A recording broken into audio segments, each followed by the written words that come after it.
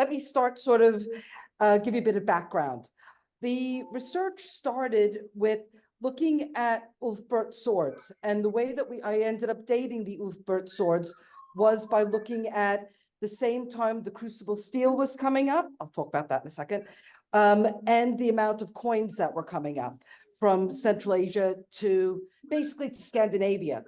And from there, when we identified that we gave a time period, then from there, I was basically studying it further, sort of testing it. From there, I got the people that were distributing the swords. I was testing it some more, and this is basically where we're at now. I have a lot more evidence than what I'm putting in here, but I thought I would put in what was probably more interesting for the audience. This one? Just to sort of start off with some coins. I really wanted you to have a look at these, keep these in the back of your mind, particularly the 8-sided star, but also these other crosses with the different knots. What I was doing was I'm looking at the evidence from more an objective way, rather than building on what other people have done. I've basically am starting fresh and was looking at the evidence. So as I'm moving on, this will make more sense. Okay. So I'll give you a little bit of summary of what I'm going to be talking about, because again, I'm not going to go into great detail, but I have a lot more evidence. As the Tamgas, being a symbol that represents a tribe, a lineage, a family, how that you want to define that. The big thing that I found is that there are 5 descent systems, and that was the key. And I'll go into that in a little bit.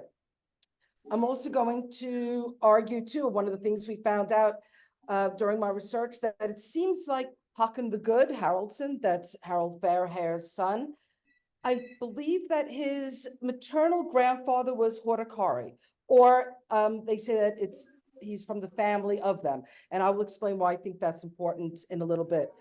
And I think really that it might be related to the Karbi from the Polician leader, and that there's a religious aspect here.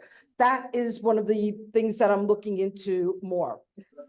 There's also seems to be that there's an early connection between the early church and Armenia and the British Isles. Looking more into that.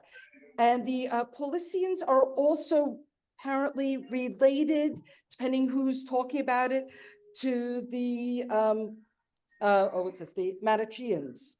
And this makes more sense when I'm reading the literature and looking what people actually said, not what people who read the translations then are interpreting it to be. You'll see where this is all coming later.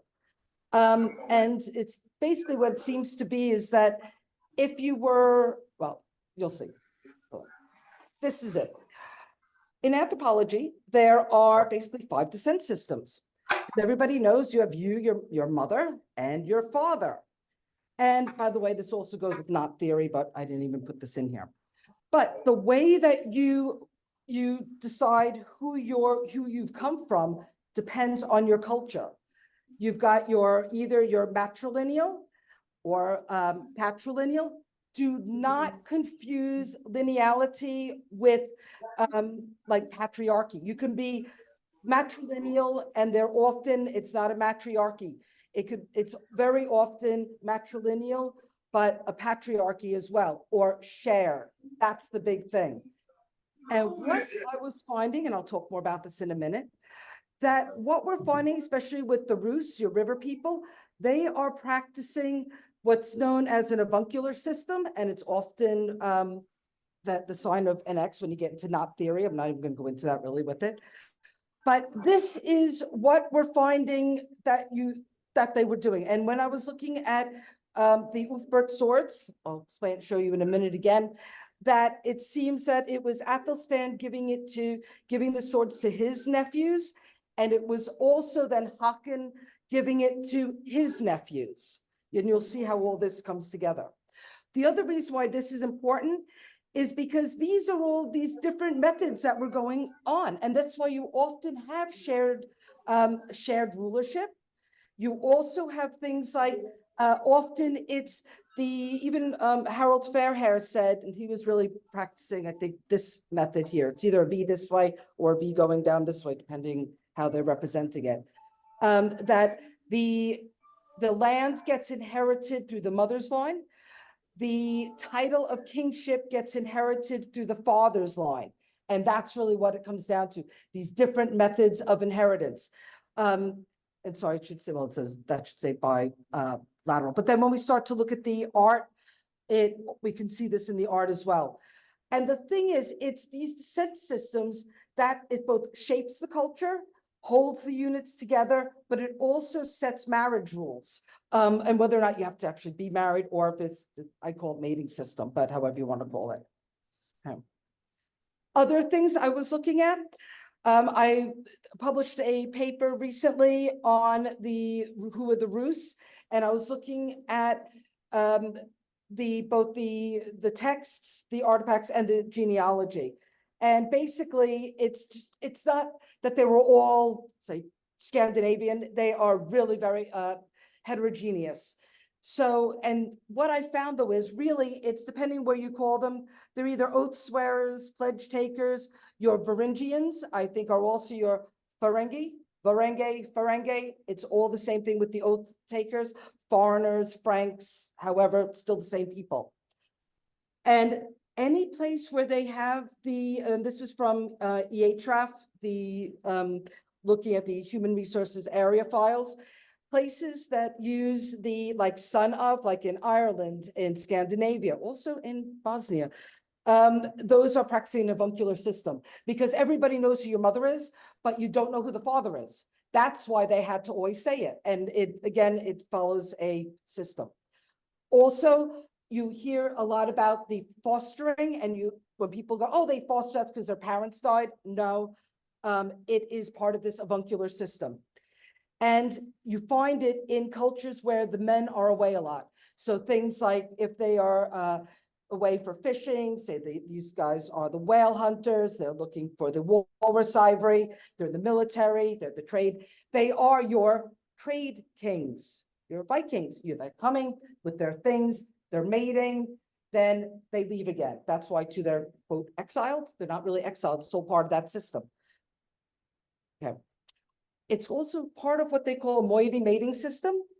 And that's when you have to mate outside your clan, your tribe. And with that, you end up, you have this in Australia, and you have it, that's where it's been studied a lot, and the northwest coast of America. That's where they've been studying a lot as well. You have sky people, water people, and land people. That's when you have your totems, your birds, your crows, your ravens, your eagles, or your sky. Water, fish, eagles, whales, things like that. And land people. That's why often, when you have this system, it also fits the three-tiered system of the society. I also have this, I didn't bring the picture, but there's a pommel that and a guard that has this perfectly on it with the three groups. What you have is sky people. When you have a moiety mating system, first of all, it's always like an X. It looks like that's how they usually represent it. If you are a sky person, you can only mate with water or land person. If you're a water person, you can only mate with a sky person or a land person. Land people can mate with land people. And this is why they're referred to as slaves or servants. And when they say, oh, they married a servant, just a land person, that was basically, that's why. And when you do this, it all really starts to fit into place. That's why too, when you see these combinations of things like dragons and that, they didn't think they were dragons. They were a combination of these people. So that's what they represent, and it fits to the cultures at the time. When I was looking at the Ulfbert swords, I have I think another picture of it coming up in a little bit. One side of it has just the name Ulfbert. The back of it has different rune marks on it, or linear marks. I'll show them to you in a minute as well. And basically what those are 8-pointed knots or stars. That's what I think that's what they are. And that's what it seems to represent, this descent system, this marriage system. And this is the thing that I was really finding now that finding so much information about.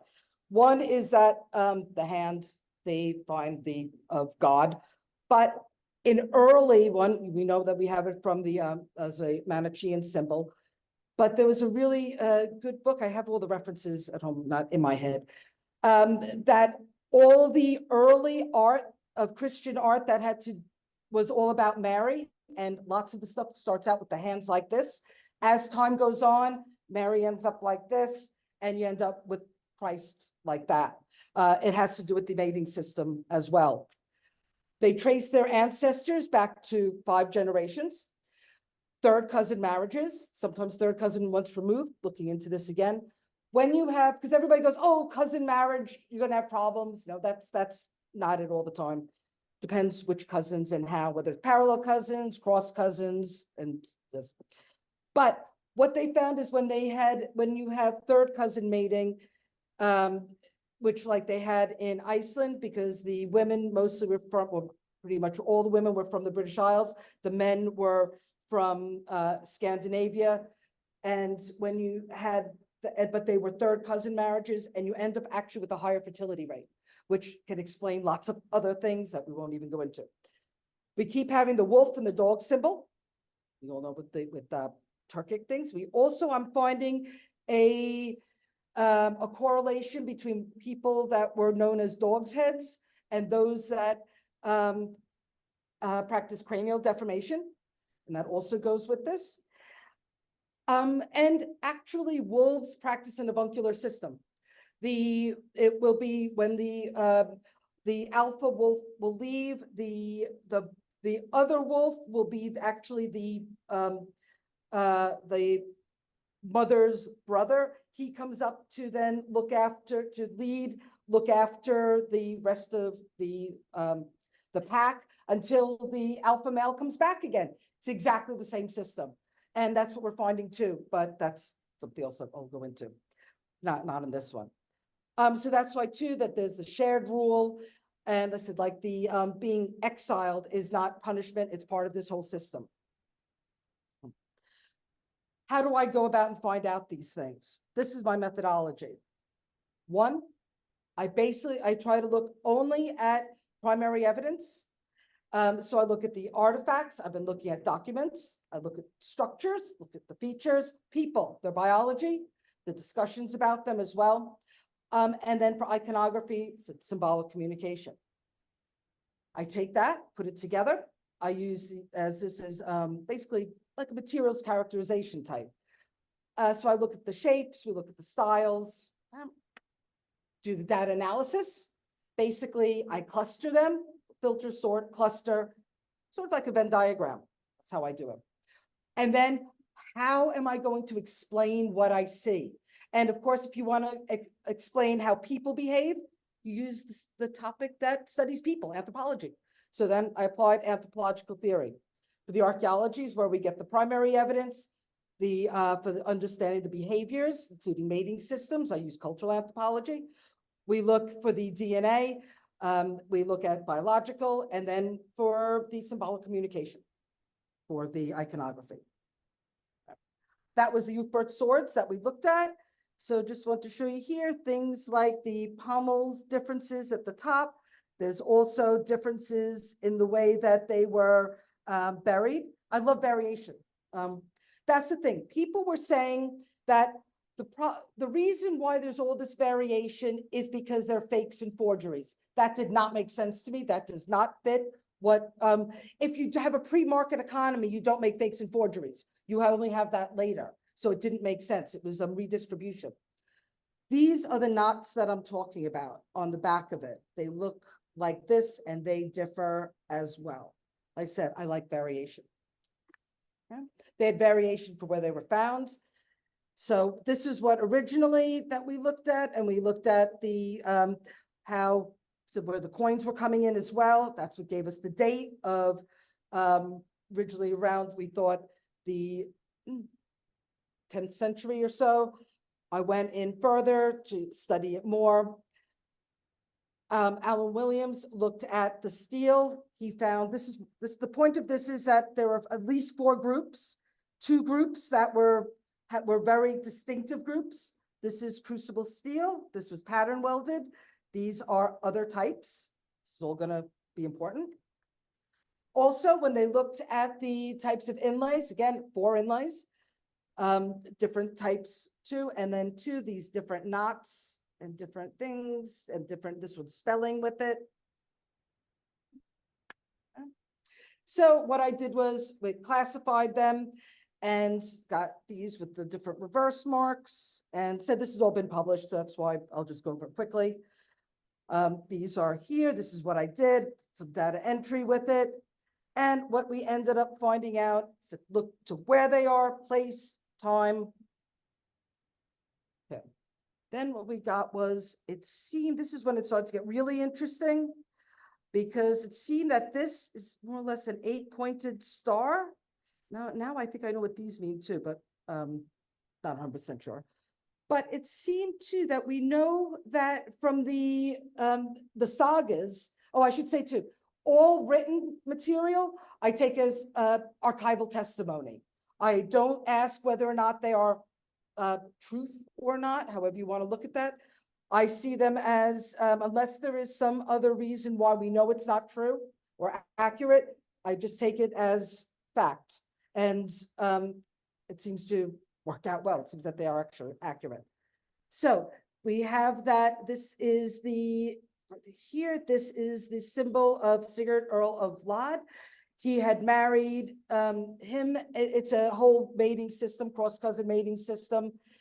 It gets really confusing, like Sigurd named Håkon, and then Håkon named Sigurd's son later. And it's a whole uncle niece mating system thing that I'm still trying to work out, but they have definitely done this pattern, and it like crosses over, hence X's, but we'll get to that too.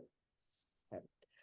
Then we had the other variations, and it helped us too. I want you to look at this here, and the raven banner. These here, this all seems to be with Olaf Sigtryggsson, who's also Athelstan's maternal nephew. His name meant sandal, and it had to do with his religious beliefs, and it also fits this whole thing, as we'll see when going on. So some crazy stuff we're going to find here. The other one was Louis of France, and again, another one of Athelstan's nephew. So we're getting this pattern. I'm not quite sure 100% if that's Alan of Brittany yet, but we have this one, like I said, that Louis, we have Olaf, and probably Edmund and Edred, which is also his, of course, maternal nephews, or sorry, those was paternal nephews. Okay, so being able to do that, by looking at the sagas, by looking at the locations of the places, we were able to match up these knots to people. And if you notice, a bunch of them are these sort of 8-pointed stars.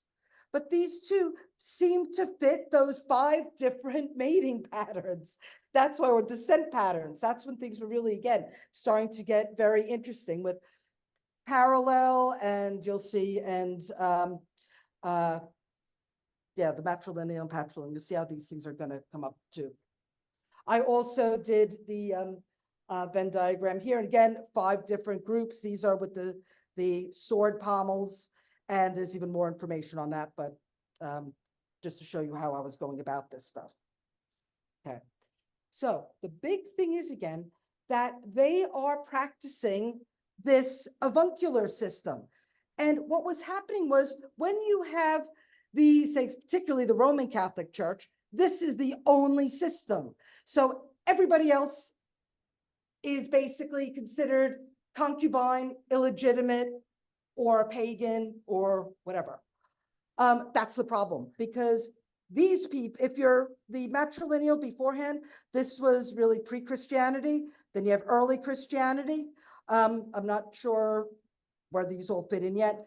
But the thing is that you get these very different systems, and they are not illegitimate. It is, you only call somebody illegitimate because like you're just practicing this system. That's what it is. And that's really what the big key is. So you go, okay, we got this, but how are we going to see this? Is it really true? gets that. So this is how I knew, said again with Athelstan. So just want to wrap this up with it. The foster son, horticari, pattern of fostering. Also said that too, by the way, they're getting Athelstan, that means stone. So they're receiving a sword from a stone. And yes, it does actually all fit that stuff later.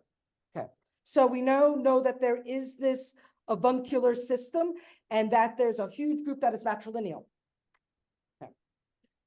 This is where it starts to get now really interesting, because also there's, I'm not saying 100, they said that he's from that Hawkins' mom, Torah, was from the family of horticari. So that doesn't mean him necessarily, but it fits very well. The other thing is, Hawkins known as Haakon the Good. Well, the Holikins were known as the Good. Also, Athelstan said he was not buried at where his mom was buried or his dad was buried. He started he wanted to be buried in Malmesbury, which was started by a Irish monk. That's where their heritage is. And it was Peter and Paul, dual monastery, very similar to that which they have in the East. Also, the one responsible for making the blades, we think St. Dunstan, he was a blacksmith. I'll show you the pictures in again. And he was known to be in charge of the Church of the East and the Church of the West. And I think it wasn't just, say, East Britain. It was literally the Church of the East. I think it was actually this group here, the Balkans, but we'll see with that. And I don't know that much about it. I'm still learning about those. We also have Wulfstan. Wulfstan, it seems, he was missing from Britain the same time that there were, that the bishops were going to Scandinavia to try to introduce Christianity. So I think that was him as well. But I'll show you later. There seems to be a really good link with Armenia too with this. Oop. All right, that's Dunstan. So again, trying to get people in iconography. See the guy with the hair going all over the place, because hair also tells you your mating system, at least for some groups. So it's Dunstan with the tongues. So here we can assume that these guys with the hair, oh, look at this hand. This is the big thing with the hand here. This little fire, I'm not going to say it's a fire altar, but just having you look at it. There, the hand. Then on this side too, so we have these guys are obviously meant to be the same as these guys. This wolf, the slit, or devil. Okay. Now, this is when, again, things start getting really interesting. This is Athelwulf. He's got the hand here. There's a little bit of a sword in the back here, but it's this guy here that's really interesting, this little drawing. One, he's got the horn with the dog's head at the end. By the way, there's also earrings out from a burial in Kiva that also has terminals of these dog ends. Also, of course, Sutton Hoo's known for things like that. Here, look at this. It's like one of these, this is just a coincidence. Yeah, looks like a little dog's hand, a woof hand. The guy's always on stilts, indicating a tall person. Also at the same time, we have St. Christopher, who again, have a look at the hand here, the dog's head, the hand, and he started out as a pagan and then carrying Christ along the rivers, and then he became a Christian. So just like the same stories that we see with a lot of these Vikings, Rus, whatever you want to call them, they start out pagan and they end up Christian. And another one, hand and the dog again. I forgot which one this was. She's part of the same family. Then I was looking at manuscripts. The Cotton Tiberius, if I want to show you some pictures of this, you'll see where it all leads. In the Book of the East, they have that Anglo-Saxon Mappamundi. I had given that paper on that, showing that it's also published, that all the places on the Anglo-Saxon Mappamundi have 10th century counterparts. So he said that it's got Great Zimbabwe, it's got the Chola temples, it's got a Tang lion on it. And the center of it was Antioch. That's our key. Also in the same, I'll show you the picture of the man with the sword. It's also got in the story of Judith and Beowulf. Beo actually in Irish, Old Irish apparently means living or alive. So Beowulf.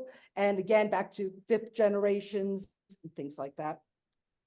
Okay. This is the sword, just to show you with the writing on it. And this is when things were starting to get really interesting. And what I want you to notice too, these lines here.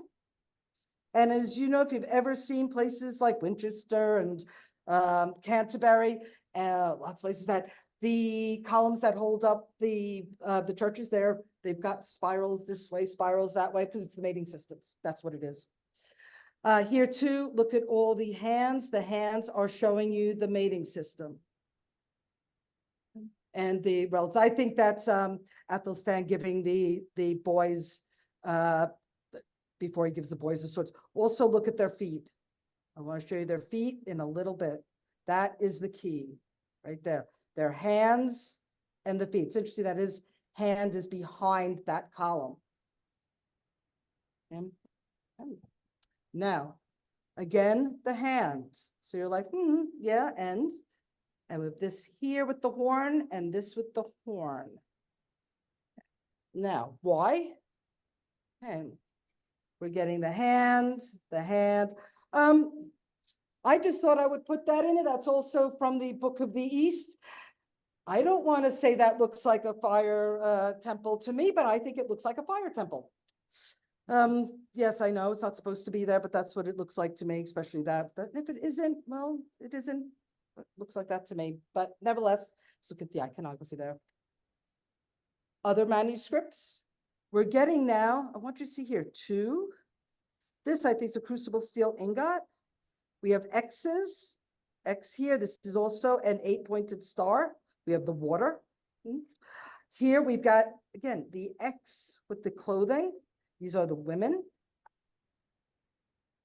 And just to sort of, this will go around with it. So that stuff was, and the next one was from Lake Constance, because it seems that Christianity went from basically Antioch around to Ireland, Scotland, then back down to Germany. And one of the other very important symbols is the Tau that we can track as well. And just wanted to point it out too, because then they laid out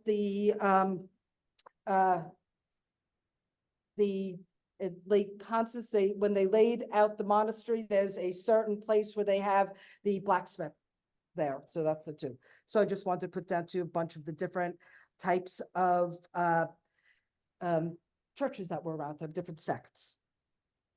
And just again to show you the 8 thing. And you might be like, yes, also he's wearing sandals.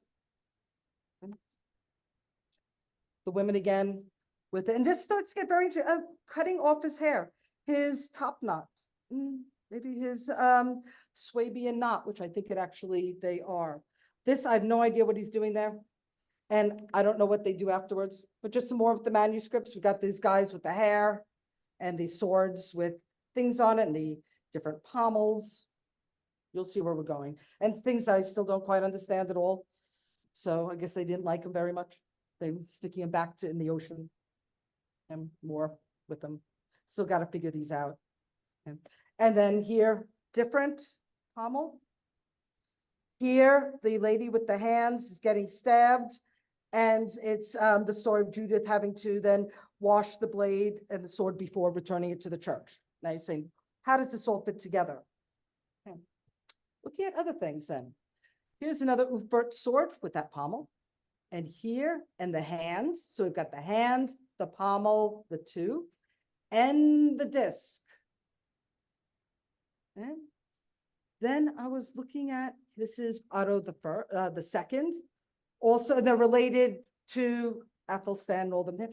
This disc here, and look at the feet is the same on both sides, but these feet are different. I'll show you that in a minute.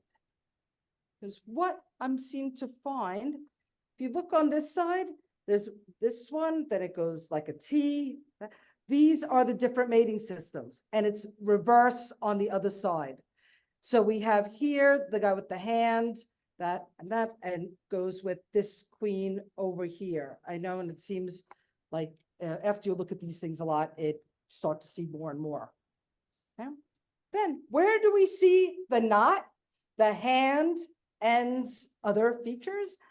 The so-called chess pieces that aren't chess pieces, by the way. Okay? So that I was looking at, that's interesting. Okay?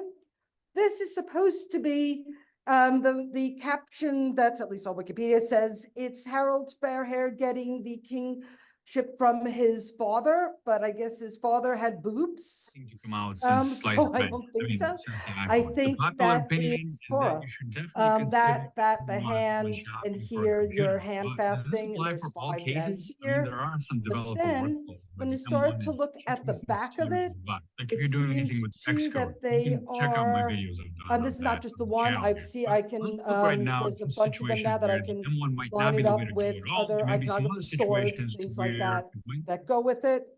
So I have a feeling that that queen is Torah, and maybe that's Haken. I'm not sure. We're working on that. But I was looking at then, here's the kings from the so-called chess pieces. But look at these again. These are, first of all, these are all different. That's why they're not chess pieces. They're altar pieces. This guy here is really interesting too, but I don't even want to go to do a whole thing looking at these. But it seems that, said again, this is the mating system. That's what it seems to be. Because when you visualize, I could have shown you this too, but mathematically with the knots, that's what it gives you. Also, that's why you have spirals and stuff like that. It's the visualization of the mating systems. And that too, if we had them, just these are going there and these are straight. And that was that. Okay, this is where it was really getting crazy. Now, the hand. Each one of these has the hand, obviously. There, these have that. And then I could also, there goes with that one. Sorry, it's not the best picture. This one goes with here. But basically, there's something different in each hand, and they go with what they're holding here. Here, their hands are for the church, and you can't see it. And that's why it's here and there. And it seems that I'm still working on all of these, but I think we'll be able to identify all of them. And the other thing was, this was it. When you look at the feet, it fits from here, the mother's lineage, then here, the bilateral, and that's your tau. It's either an X or like that, because they have to cross. Then you have here that they touch, but they come out. Here that they don't actually touch because it's parallel, and then unilineal when you get to the faucet. Because these people here, the men mate with the women from here. Now, if you start to look at other, just randomly pick some art, you'll see that. You start to see the feet, and they telling you what the mating system is and how they identify. So that's why, again, when I was looking at it, it seems to fit here, and it does also when you see things like the kings bringing the 3 kings up to marry, it's the same feet that they always are in this system. And, all right, now let's gonna end up, how do we get to Armenia? Because the Lewis chess piece is one of the kings on there, looks like. I think he's one of the kings from Armenia, both on the physical features and nobody's really looked at, except for me, the runes on the side and on the back of the Lewis figurines, altar pieces. Okay, 2 things here. One, this is from the Great Mosque. There's also family connections that I'm not even going to go into here, but all of these symbols we also see both on like the Lewis chess pieces and on coins. I wanted to show you this here in particular. And just as an example here, this is from the very early churches in, well, now it's a mosque in Armenia. Okay. And again, that's where I think some of these come from. And then you get things like this too. So here we go. This goes with this here. And this too, just similar to what we see on those Ulfbert swords. And you even got some swords that aren't Ulfbert, but they're like Leo Frit, and there's other ones that are seem to be with other people at that time period. Then you don't like that? Well, if you turn the Tara brooch upside down, that to me looks a heck of a lot like this.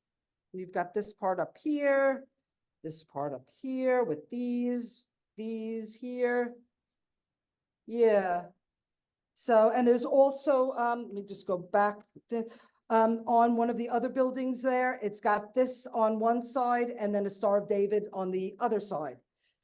So that's why I think, oh, and the, also with this goes with the different sword pommels as well. And I've got other ones too with it. And even like these ones from the matrilineal, these are these swords, and these swords are kilts, which is of course the earlier pagan tradition.